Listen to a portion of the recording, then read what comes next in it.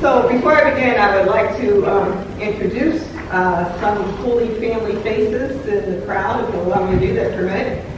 Start with our interim CEO and board member, Eric Trout.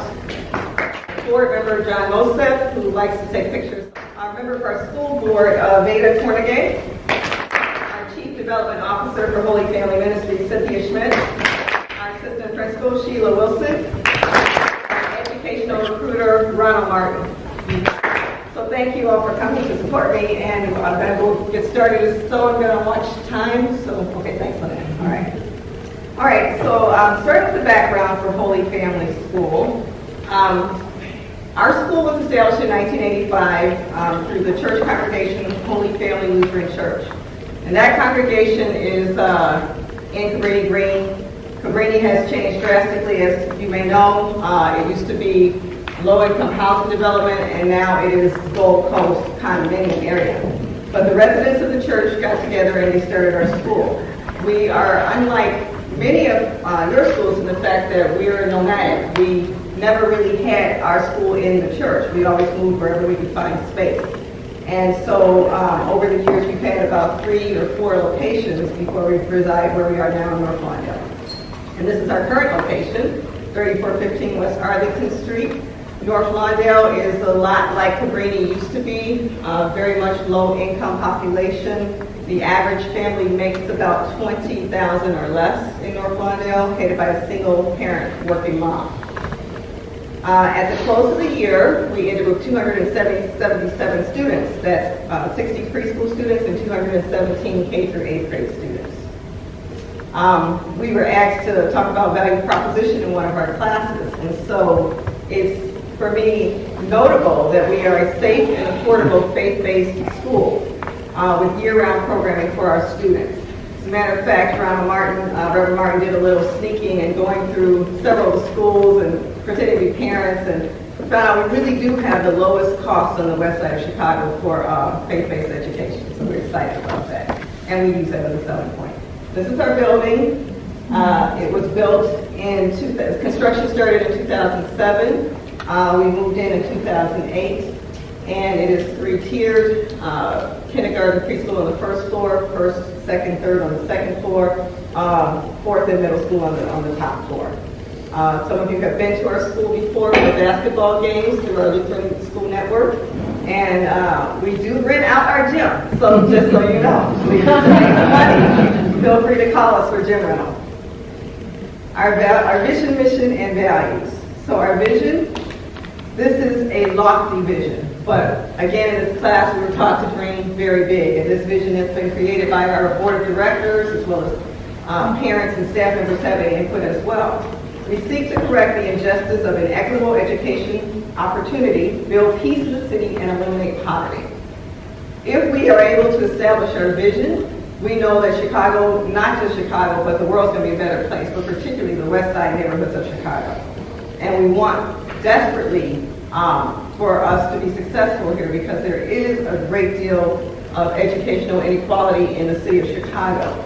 And this is one of the reasons we strongly feel at Holy Family that we have so much violence in the city.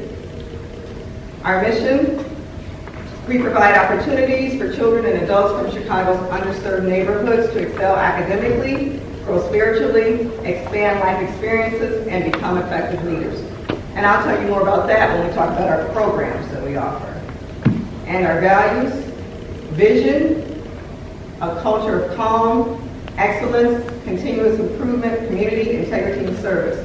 Particularly, I want to talk a little bit about a couple of these. The culture of calm is very important at Holy Family because, again, most of our families are coming from North Lawndale, Garfield Park, Austin community. This is the 11th District Police. If you ever Google 11th District, you will be afraid, so don't. But when you hear on the news about the shootings, this is where we are. This is exactly where we are, as well as you'll hear about shootings in Inglewood, but you hear about shootings in Lawndale and Garfield Park. So it's very important that our children come to school and we have a culture of calm. We start every day with our announcements, our prayer, pledge, mission statement, but we also do daily meditation. And the daily meditation is always led by a staff member. And this year we opened it to students. It was very exciting to see the children who wanted to do daily meditation. They did a great job with it too. But that calm is often repeated throughout the day when kids are having problems and they come into my office or Ms. Wilson's office.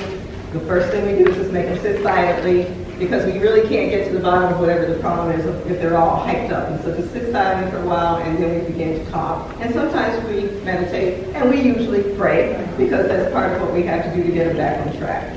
The other one I'd like to talk about is the continuous improvement. We are never in the land of the done. We are always in the land of the doing. And that is something that we want our students to know, our staff to know. I once had a teacher tell me, is it ever good enough? I said, no. We're always improving. There's always room for growth. And that goes for me, for the children, for the parents, and for everybody at Holy Family. And so to that end, we're always looking for new ways to better ourselves. And this program here has provided some ways for us to do that as well. Our ministry and our programs. So our school is funded through tuition, which is really less than about a fourth of where the money comes from. Because as I told you, our families are low-income families. But we definitely believe that they have to have skin in the game, because what you pay for, you value, what you get for free, you take for granted. And so everybody pays something at Holy Family, whether it's as little as $20 a week or $30 a week for copay, or whether it's the highest level, if they're able to afford it, would be something like $4,000 for the year. But most families are around $2,000 for the school year is what they're paying to us. We have a huge, wonderful board of directors, partnering churches in our business office called Holy Family Ministries, that really raises the bulk of the money to keep us operating effectively throughout the year. And we operate 4 programs and the store. The school, which is our only faith-based program in the building, is K through 8. And Little Learners Academy, which is our preschool program, opened in 2008 when we moved into the school building. That one is primarily state subsidized and fundraised through our ministry's office and our board of directors. Adventures in Learning, which is our after-school program, our summer camp program. We run a winter camp and a spring break camp as well. And those programs are heavily subsidized through the state, but also fundraised through our board of directors and ministry's office. The Peace Exchange, which is a high school connection. One of those ways that we talked about for making sure that we can help bring peace to the city of Chicago is to teach children about peace. Of course, we teach our own students, but we reached out to high schools in the area, and we established a program where high school students could find, or learn about peaceful, nonviolent conflict resolution skills, and not just learn it for themselves, but also take it to all schools around the city of Chicago. They study for about a year, and then they culminate in a travel, a worldwide travel. So they've gone to Myanmar, and they've gone to Nicaragua and South Africa. John, do we know where they're headed this year at all? Maybe India. India. And then there's Lucille. Lucille Resale Shop in Arlington Heights. It's actually named after the mother of Charles Infeld, who's our pastor, and Susan Worth, who was our CEO. And so they named it after her. And all of the proceeds at Lucille do get back into Holy Family. And so we're very proud of that resale shop also.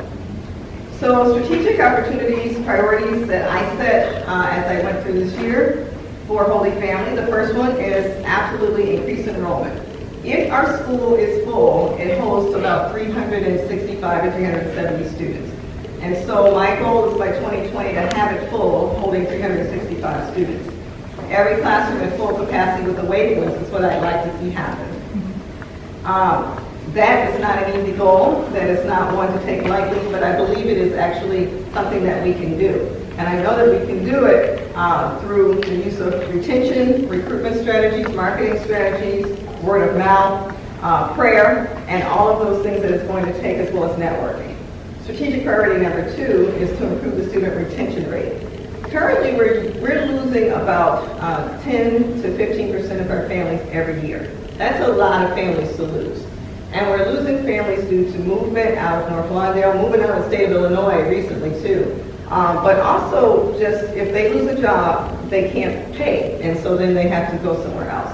And so really looking at ways where we can keep families and even help them through some tough times so that we can keep those families throughout 8 years of education, or 9. Strategic priority number 3, improve academic outcomes of our students. Our students come to us typically from Chicago Public Schools. They are usually 1 to 2, sometimes 3 years below where they need to be when they come to us. And so we work very hard to try to get them where they need to be by the time they leave us, and hopefully that's 7th or 8th grade areas where we're keeping them that long. Right now, currently, our children are scoring about 45 to 55 percentile on NWA math tests, and we would like to see that rise and climb. But we're proud because, again, they came to us at 10% or 20%, so we know we're making some progress. We would just like to get them up to be able to get their first choice schools in.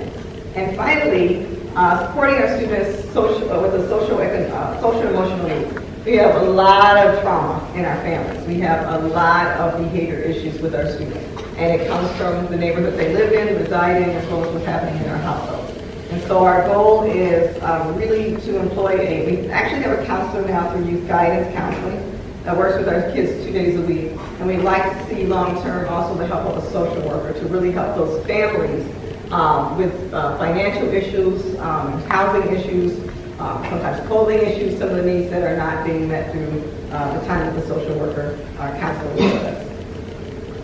So professional development goals for myself. We learned through the Balanced Leadership Framework. There are about 21 of these. And my 3 that I like to focus in on are focus, flexibility, and input. Focus is establishing clear goals, keeping everybody on those goals. Flexibility, really allowing for the needs of the current situation to show itself and allow dissent. I got to work on that one. And input, all stakeholders always involved in every decision making, as much decision making as possible, so that the stakeholders can own those decisions too. So here are a few key takeaways. Leadership is an inside job, and self-reflection is important. A wise person by the name of John Davidoff once told me, self-care is really important, because if you don't really take care of yourself, you don't have a lot of patience for others either. And I remember that, and I've been working on that. Social media will open our world up, open our school up to the world. We've really got to work on that a lot, because we're at the baby steps with social media. And the growth mindset, which is absolutely critical for an organization to survive and thrive, has been something that I'm absolutely adopting. So this is Holy Family. You see pictures of the Peace Exchange in the far corner. One of our wonderful families at reading night, some of our staff members, Little Learner, and our this year's 8th grade graduation class. This is where you can find us. Please look for us. The Peace Exchange, Holy Family Ministries, HFM, and Shop Lucille. Are there any questions? Yes, Dawn. How many students you say enrolled in your Little Learners Academy transition over to first grade? Not as many as we'd like. Probably about anywhere from a third to a fourth. It depends on the year. The issue is the money. Subsidy, heavily subsidized preschool. We do take subsidy money for kindergarten too. I think a lot of our parents are just like, well, what's going to happen next year? I can't afford it. And a lot of our preschool parents are young teen moms, like 18, 19, 20, very young moms. Are you able to track the children as they leave your school to go into high school, on to college, and then develop the donor base, maybe, or the support base from them to help your school out in the future? That's a long-range plan. That is one of our goals as well. We actually don't have a specific person just set aside for alumni tracking and relations, but we are working on that. And we're doing better. And that's one way that we want to use social media, because we're finding a lot of our kids through Facebook. And so once we can find them and stay in touch with them, then we're able to track them and see how they've done. We're fortunate enough that we have a lot of students who still live in the city of Chicago, so they come back and see us, and then we kind of start taking those, where are you, what did you do, who do you know, those kinds of things. But we do need specifically a person whose job it is to reach out to these alumni and really keep track of them. Yes. Is there still a linkage between the Holy Family School and the academy in Indiana that Pastor Rimfeld used to send? Oh, that's Culver Academy you're referring to. What? Culver Academy? I think you're referring to Culver. That's in Indiana. It was Culver. Yeah, I'm sure it was. Oh, We used to send a lot of students to Culver Academy. And no, we don't have that clear-cut tie or pathway there anymore. The funding is an issue, but we have actually we just had one of our students graduate from Culver, she's in Marquette now. So we're still working on trying to get more of our students to Culver. We also have created relationships with Phillips Exeter Academy as well. So we're working on that one too. Thank you very much. Thank you. Thank you, everybody.